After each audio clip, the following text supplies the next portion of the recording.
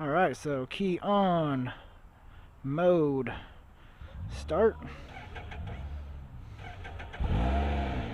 That Rotex. So here we are, I'm riding a 2015 Can-Am Spyder F3. It's got inline 3, 1300 and I think it's 30 cc's. I've got one of the manual ones. They also make them in semi-automatic. Basically, you just have a button you push and it downshifts on its own. Controls are mainly like a motorcycle. Actually, it does have reverse. Up front 15s, in the back 15. Rear's a little bit wider. It's got Brembo 4 pistons up front. Didn't get a chance to look at the back yet, but it's a throttle by wire. So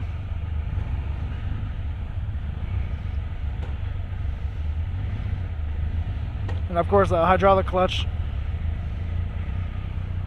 One of the biggest things, if you haven't noticed yet, I have no front brake lever, which is a little bit odd for me. No front brake lever. Everything is by the foot. It's electronic braking, evenly distributes between all three wheels when you use the foot brake. There is no counter steering, so this, be careful. Don't try to counter steer it, like go into a corner and push on your left bar to go right, or push on your left bar to go left. Clutch shifting is smooth. Still not used to that no front brake lever. That's a little bit odd, but it will stop on a dime.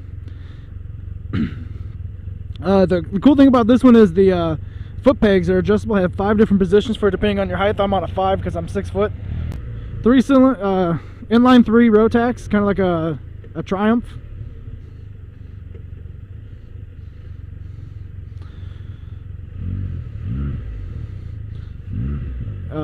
Obviously the computer keeps the throttle a bit retarded, as you can see. Sweating. Nice, really easy to read display. And I know over here you can change the mode, but I'm not going to mess with it because I don't know what it is right now.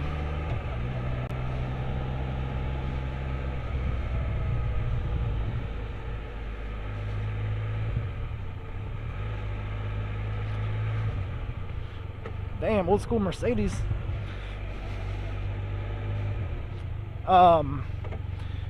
I feel like I'm sitting spread eagle right now. It's so weird. Like I said, it's, you know, pretty easy to read display. It's got everything you need on the digital part, but then it still has the analog. Like I said, it has reverse. You just put it in neutral, I guess, on the manual and hold down the reverse button. And it's an actual reverse gear, not just electronic assisted. But you can see the front tires, they both spin. And it's actually got assisted steering, so it's got power steering. They said the seat on this one's about 4 inches lower than the other one, so you're sitting more into the bike with a lower center of gravity. They said one of the things you need to look out for on this bike is when you turn, you're going to feel a lateral force pushing your body to the outside, which I could obviously see why if you can't lean into it. But my wife is dying to get one of these. But this one, the model I'm sitting on right now, is coming out about $20,500. Funny story. I just happened to see the dealer that these were at, and I was gonna go just pop in there and see what they had in there because I'd like to check out new shops whenever I can. I was just on the way through, and I seen all these Can-Ams and a big Can-Am tent in the back, and it reminded me of the Ride Orange test ride. So I went over there and sure like, hey, you want to test ride a Spyder? I was like, yeah. So it's pretty nifty little bike. It's still a weird feeling though, like relying on your foot braking more, because most of your braking done is with the front wheels. It's just weird to have it that all you have is your foot brake. It does have independent suspension in the front, so it does have a little bit of a body lean to it in the curve, but not counter steering lean. Like, you can't lean into a curve.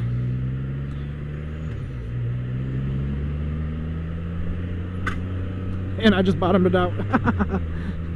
So yeah, I definitely need to tighten up the suspension for my weight. Weighs in at 850 pounds. Now we're getting into a little bit of curves. It's a weird feeling. It's definitely a weird feeling in the curves. Not a two-wheel motorcycle for sure.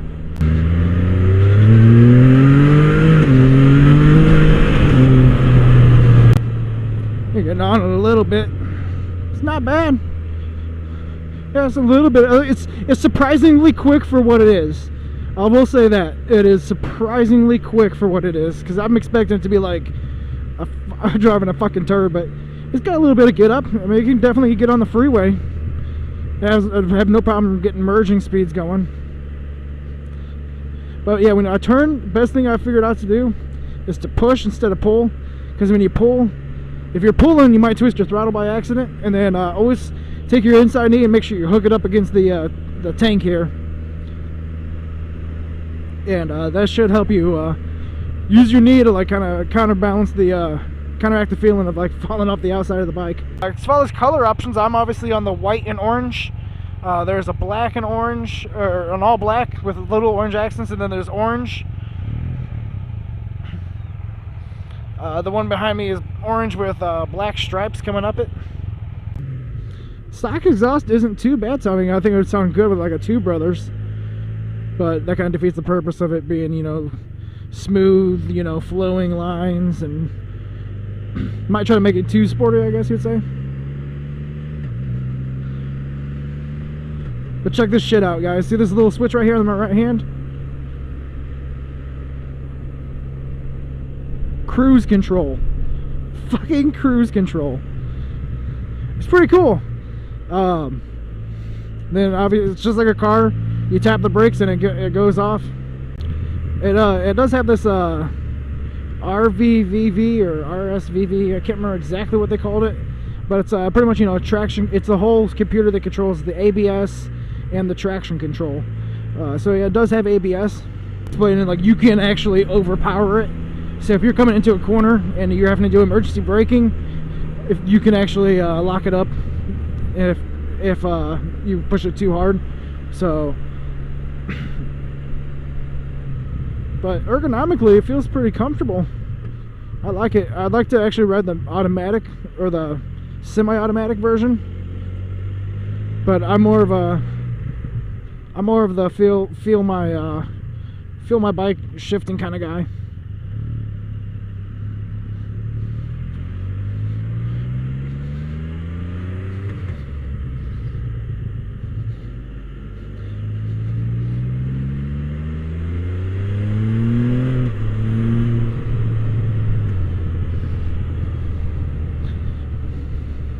It's pretty fun though.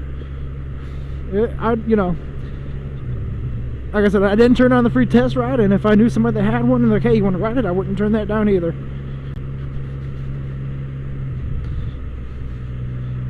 I think maybe this would be a kind of bike I would get when I get older, like 70.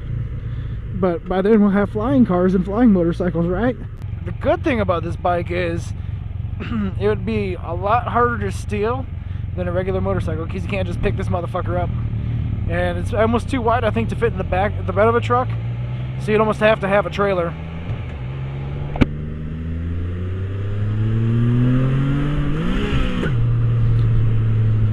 Oh, it was a false neutral because I didn't follow through with my shift too much.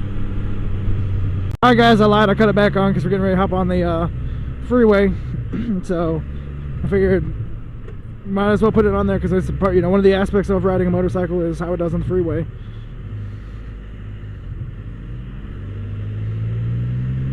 Oh, I lied. I think we're just going on the access road.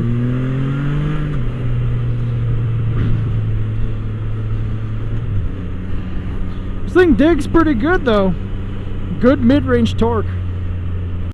So here we are at freeway speeds, and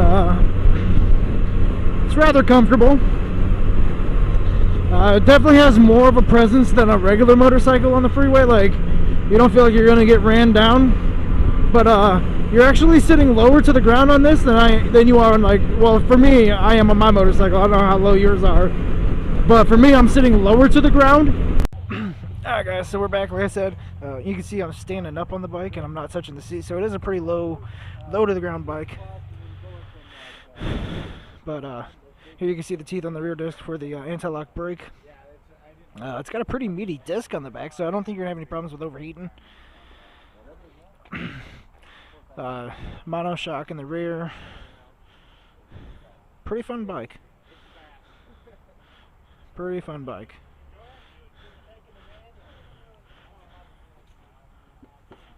I know this opens up somehow.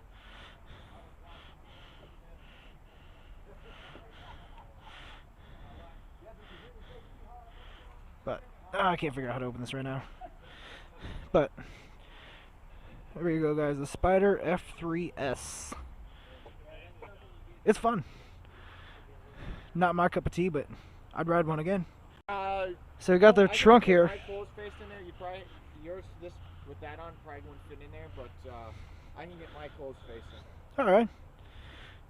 So I mean, for road trips, is it nothing underneath it? So if you take this out, the battery's sitting like right here. Any electronics underneath it, or? Nope. It's kind of empty. You got the radiator fluid right here. This is where you come. So technically, you could just drill some holes in there, put ice and beer in there, and ride around. No, you have a cooler. Yeah. That's why I got my saddlebag, man. I gotta take the next roof out here. And clarify, the Rotex 1331cc? 1330, 115 horse, 96 foot-pounds of torque. You're gone and I got